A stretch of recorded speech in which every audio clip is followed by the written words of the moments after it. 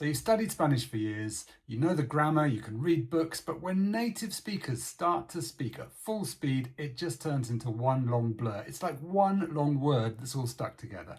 Hoy os vamos a enseñar cómo solucionar este problema. Yep, today we're going to give you the solution to this problem so that you can dramatically sort your listening out, because from there, fluency just flows. Okay, this is for you if you've done the apps, you've done lots of courses, maybe you've listened to loads of podcasts, you know Spanish, but it's still hard to follow real conversations, okay? It's not that you're bad at languages. You might be thinking, well, I've done all this work. Why am I still like this? You know, the typical thing is you're in a restaurant and a waiter starts speaking to you and you get the first 5 to 10 words and then suddenly the blur starts and you're like, ah! Or the typical one I had for years, Marina, do you remember what it was? Dinner parties, yes. Dinner parties. Many speakers speaking at the same time. Yeah, with a big bunch of Marina's Spanish friends. They're all talking at once and I'd just be sitting there like, help. Mine one was the telephone. Okay. What happened to you? What happened on telephone calls with you? Yeah, in English, right? So if Marina had to speak to someone in English, she'd be throwing the phone at me. If I had to deal with any kind of like, especially bureaucratic Spanish phone call, I'd be throwing the phone to Marina, total panic. But now we've both got past that. I can pretty much talk about anything on the phone, even Spanish taxes or something like that. Okay, so the problem is not your Spanish level. What else isn't it, Marina? It's not your memory. No.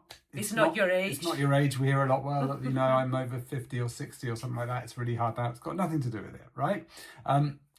You have been training Spanish as some kind of knowledge exercise, not as a real-time skill, okay? This is all about real listening in real life. We're going to help you with that today, and it's going to change everything. All right?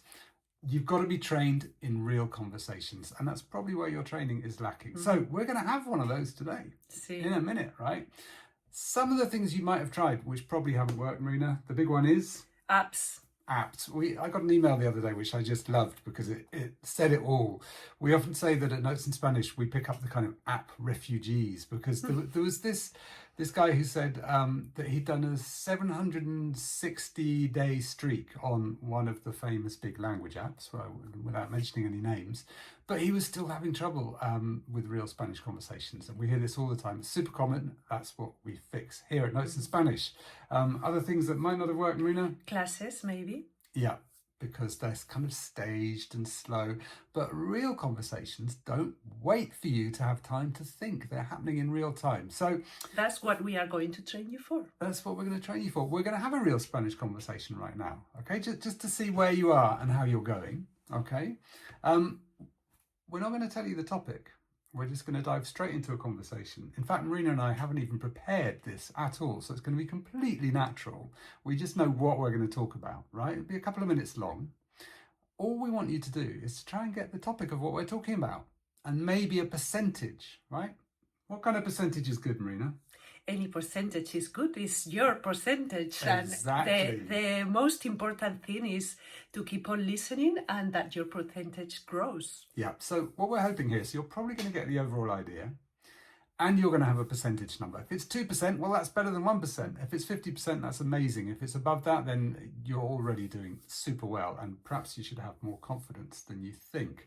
So after the conversation, we're going to dive into the absolute secrets that we know that worked for me to get bilingual in listening and speaking, right? And which absolutely will work for you too. So let's start with the conversation. Remember, what's the overall topic we're talking about in Spanish, and what kind of percentage of our conversation do you understand? Are you ready, Marina? I'm totally ready. Bueno, hemos vuelto ayer de nuestras vacaciones. Sí. ¿No? Hemos estado una semana fuera.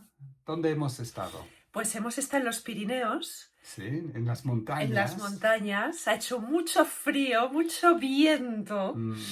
Y ha sido como volver hacia atrás en el invierno. Claro, hemos dejado atrás el sol en Madrid y hemos ido a las montañas cerca de Jaca para las vacaciones, una semana de vacaciones. Y ha hecho un frío horrible durante 5 días. Entonces hemos estado... ¿Qué hemos hecho? Pues mira, hemos encendido la chimenea, hemos leído un montón, hemos visto películas con nuestra hija, Hemos estado con amigos, hemos tenido Sí. algún momento social muy bonito. Una cena con amigos. Dos, Es verdad. dos. Una en casa y otra en un bar. Sí, Sí. hemos salido a comer con nuestros hijos. Hemos paseado Hemos poco. paseado por la montaña, aún haciendo viento y frío. Sí. Hemos paseado. Pero en los últimos 2 días de las vacaciones todo cambió. ¿Qué Todo pasó? cambió. Salió el sol, se fue el viento y de pronto lo único que queríamos era estar fuera, disfrutando, ¿no?, de la naturaleza, del calorcito. Entonces, Y tuvimos la suerte de ir a nuestro sitio favorito y para comer en un chiringuito al aire libre, al lado de un río, sí. y pasar 3 horas ahí como en la gloria. Sí, en la gloria, sí. Okay, so I think that'll do for now. Now, hopefully, you got the overall topic, right? Which was the holidays that we just got back from. Okay, we went to the Pyrenees for a week. We'd left sunny Madrid behind, and it was like going back to winter for 5 days. Awful. So we talked about the things we did.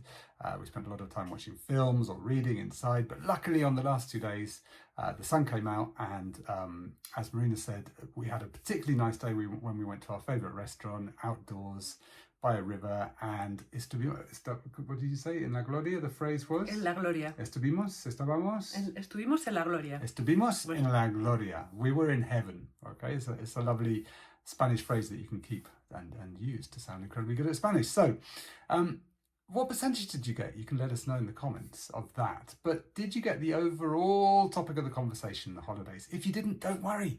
That's all part of the process as well. Okay, so this leads us to a look at the real skills that you need if you want to get really good at untangling that native speaker blur and finally understanding real Spanish at real speed, right? Because the very first skill that you need is what we asked you to get, which is just the overall Getting topic. the gist, the overall topic of the conversation. Yeah. Do you want to talk about that for a second in Spanish, if you like? Vale. And then I'll summarize in English. Vale, es muy importante saber de qué trata la conversación y realmente no es tan importante comprender absolutamente todo. ¿Vale? Eso es como un ideal, pero no es necesario. Podemos dejar ir esta idea de comprender todo y en ese momento nos vamos a relajar y nos va a ser más fácil comprender más. Es un poco paradójico, ¿no? Pero es así. Yeah, so the very first step is this. Number 1, just go for the gist, okay? When you're listening to a conversation or having a conversation with a fast Spanish speaker, what is the overall topic, right? Don't think that you've got to get everything. If you think you've got to get everything, then at word 5, you're lost. Okay? And you are in tension. You've gone. You're stressed, yeah. Yeah, you're under tension, you're stressed because they've already moved on to the next thing, okay? Or the next part of the overall topic. So to begin with, just let it kind of wash over you and go, okay, they're talking about politics, or they're talking about their holidays, or they're talking about a film they saw last night, okay? This is like the first stepping stone on the path to total comprehension. And maybe you have to just focus on gist for a few weeks, a few months, whatever it takes, okay? But let go of trying to understand everything. Next. Bien. Segundo punto. Queremos hablar también de que la comprensión es un proceso y a lo mejor en un momento dado comprendemos el 5 o el 10% y esto está bien, es perfecto, es lo que es ahora. Y desde ahí lo que queremos es ir ampliando este porcentaje. Esto es lo interesante y lo importante. Yeah, so we have to accept that maybe right now we get 5% or 10% and maybe you're at 50 or 60, okay? Because that will increase bit by bit. And if you don't believe it, if you think I'm never going to get past 50%, I'll tell you my experience of going to lunches at Marina's house with her family when there were how many of you? Because your brother's girlfriend was there, that would make 5. Is that right? 6 plus me, whatever. Whole bunch of Spanish family, all speaking at once, all crisscrossing conversations, as the Spanish love to do, okay? And in my first meals with Marina's family, even though I'd been in Spain for 9 months and I was pretty good at Spanish by then, I would get like 5%. I would walk out with a tremendous headache and think I'm never doing that again. But I persisted, probably because I was quite fond of Marina here, and After, say, 2 or 3 of these lunches, I got to 20%. After 6 months of them, I was at 100% and I could join in all the conversations, okay? So it's a process, and you just got to accept that process. It doesn't mean And you're not going to get there. it's an ongoing process because still for us, 20 years after, well, I've been learning English much longer than 20 years, it's still a process. It's still going on. Yeah. We still improve, we still learn. Yeah. I mean, I like to think that I'm pretty much bilingual in listening to Spanish. I can understand most things, almost everything on almost any topic, even bizarre things like talking to a plumber or something like that.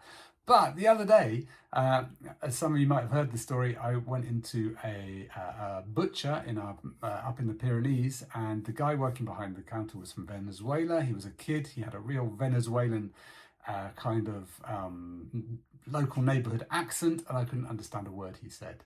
The second time I understood maybe 30% of what he said, and after about 5 visits to the butcher, I could understand everything. So it is still sometimes a process, but I love it. I love that challenge. It's ongoing, and yeah, you always get there with persistence. Para mí, lo más importante es uno de los mantras que más nos gusta en Notes in Spanish, que es listen, listen, listen, escucha, escucha, escucha. Yeah. ¿Vale? Para mí es la clave. Si escucháis de manera regular y ponéis un ratito de español en vuestras vidas, ya sea en un ratito que pasas en el coche o esperando al autobús o mientras preparas la cena, yo qué sé, tú eliges el momento. Si lo pones de manera regular, esto va a hacer maravillas, realmente maravillas, en tu comprensión. Yeah, so as Marina said, one of the sort of Notes in Spanish mantras, one of our slogans is listen, listen, listen. Okay, so when you're in the car, you've got to be listening to Spanish. When you're out walking, you could be listening to us or to whatever you like. When you're cooking, we had a student that used to put Spanish TV on in the background when she was in the kitchen. And she said that slowly over the days and the weeks, this soap opera she was listening to on the TV, the words would just begin to unravel as if by magic. So that absolutely works. So whatever is going on, listen, listen, listen. As much listening as you can fit into your life, the better. Okay, we're getting towards the end now. Another key point, Marina? Vale, yo también soy muy fan de Divide y Vencerás. Divide and conquer. Entonces, bueno, yo lo utilizo para todos los aprendizajes que hago. Entonces, para mí es interesante en un momento dado empezar con conversaciones o escuchar solo a una persona, porque si hay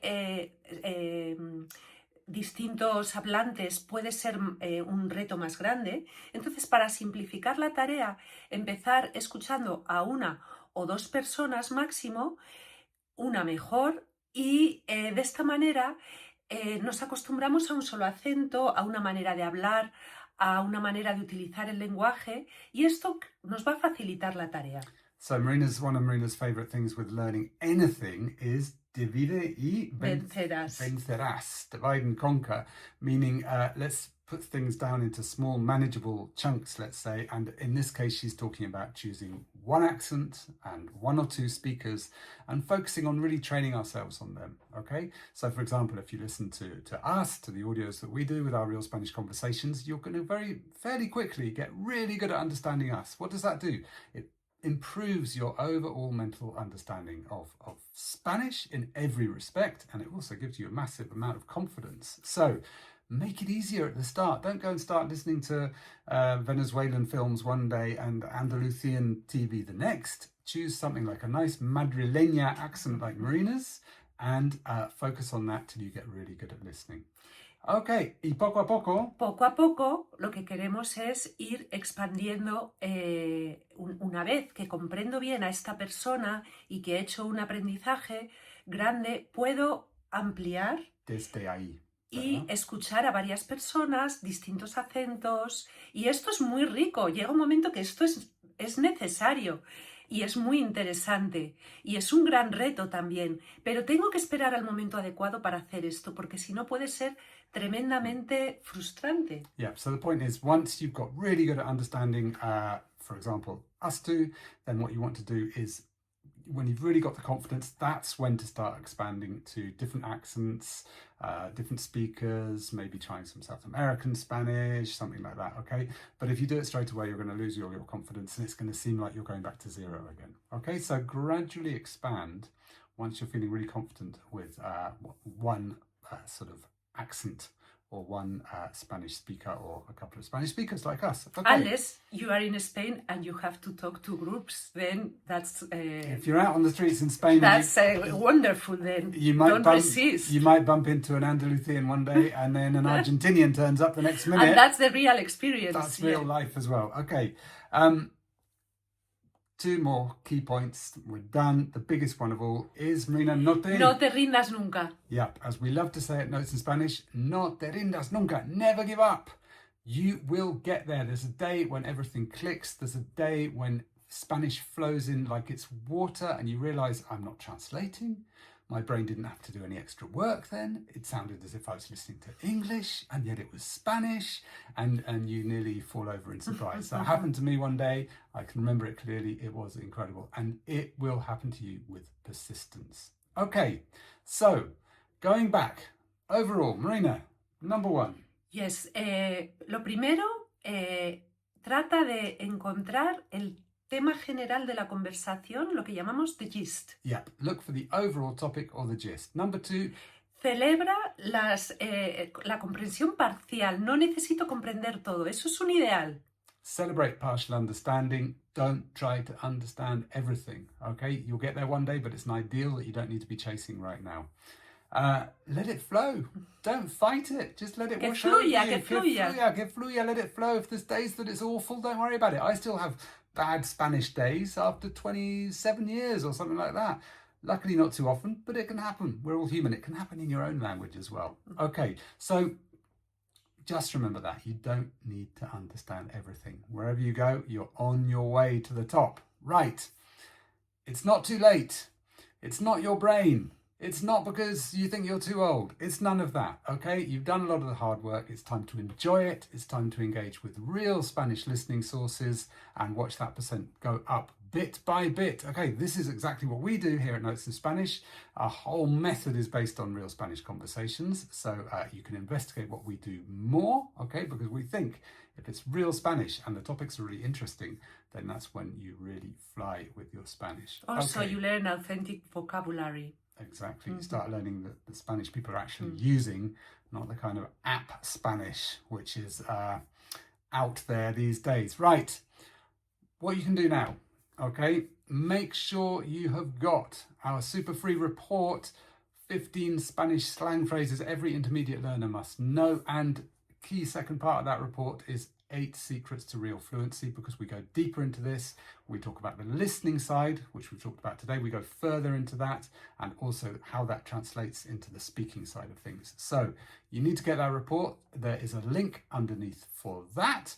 We hope that you've enjoyed this today. Do leave us a comment, and we'll be back soon with the next video. Hasta pronto. Hasta luego.